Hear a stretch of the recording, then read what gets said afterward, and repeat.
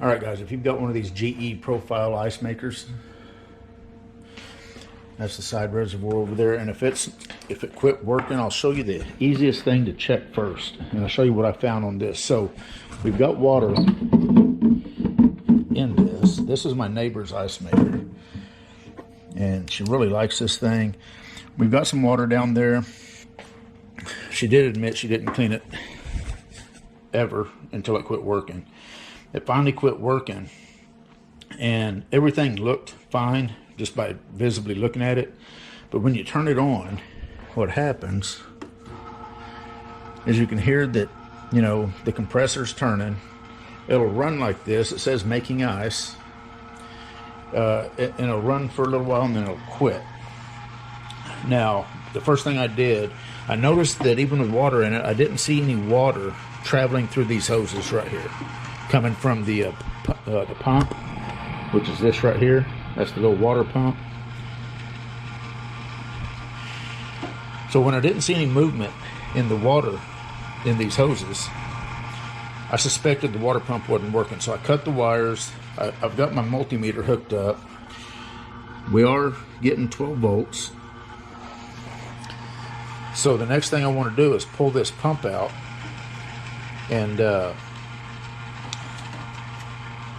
see if I can get it to turn out there in the shop. So this whole back piece right here comes off. Here it is. Comes off really easy. You've just got screws right here. These screw holes you don't have to take, or these screws, there's screws right down there in the lower corner you don't take out. Because the cover, these holes are bigger than the screw head, so the cover comes off. But any screws around this perimeter, get that back off, and it'll open the whole thing up. So the next thing I did, once I cut the wires, is I took these two screws out here, which is going to, let me get this water drained out of here.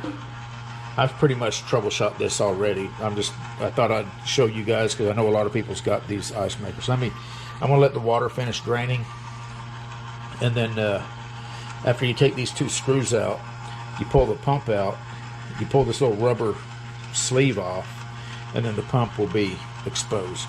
And I'm gonna go ahead and turn the camera off, get this pump, take these hoses off once the water's finished draining. Well, let me keep going with this now, because now it says add water. Now what happens is it will shut off eventually whenever it sees there's no water being circulated through the system. It shuts itself off, even if there's water in it. That's what it was doing earlier, is it would shut off because it knows that there's no water. So I don't know at this point if the only problem is just this pump or if maybe there's something else. But the first thing I need to do is get water circulating through here. So I'm hoping that I can buy just this pump assembly. If it indeed is bad, we're about to take it out to the shop. I'm going to hook my power supply to it, and we're going to see if it'll turn. So let me get this pump out of here. Well, now that the water's drained out, let me go ahead. All you got to do is pull these hoses off.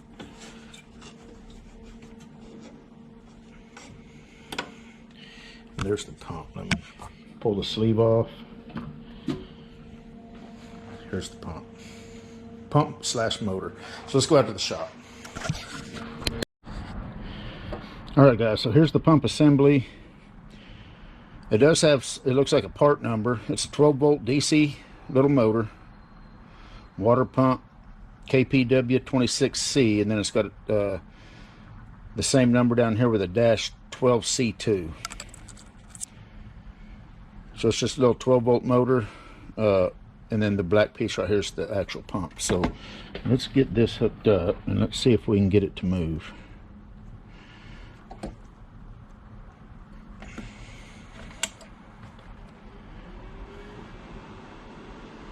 So we're setting on 12 volts. It's pulling 1.2 amps, but it is not spinning at all.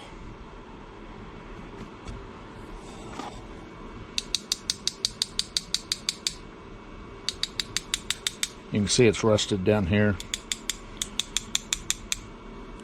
Nothing. I don't feel any kind of spinning. I don't hear nothing.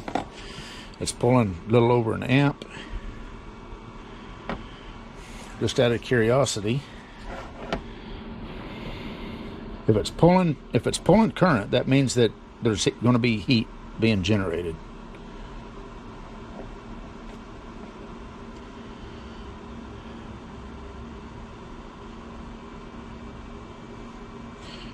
I'm going to let it sit there for just a second. We're going to see if, yeah, oh yeah, it's getting warm. Where are we at?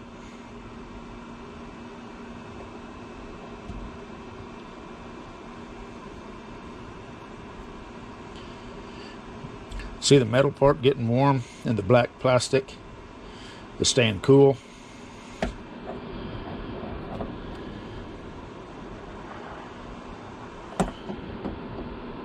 Yeah, I can even feel it with my fingers that it's getting warm. So, yeah, the motor's locked up is the problem with it.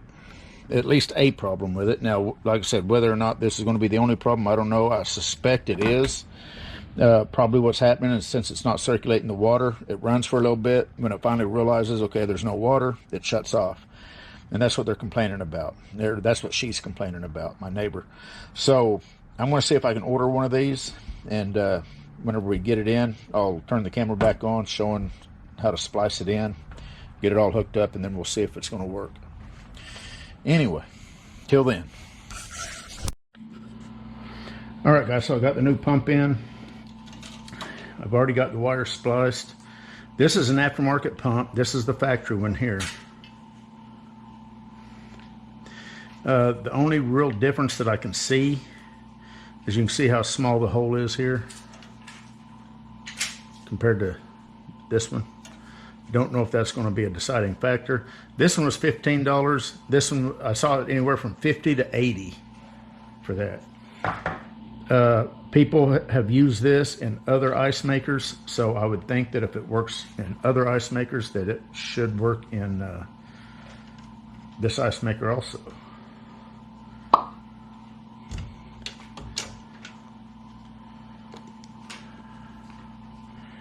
Let's see here. I think that's going to need to be twisted like that, and I might not. Yeah, we're going to have enough slack. Anyway, let me get the hoses hooked up, and I'm going to put some water in it, and we're going to see if this takes care of the problem. All right, guys, so I just got the pump installed, got it all mounted. I could see that there's water now pumping. I can hear the pump and feel it. There is now water.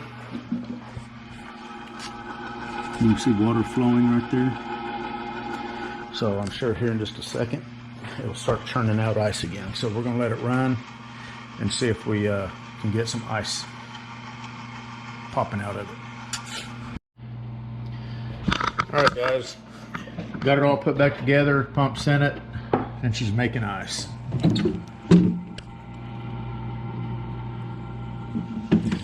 So all it was a $15 pump, and we got her going. Anyway, this is the GE Profile Opal Nugget Ice Maker.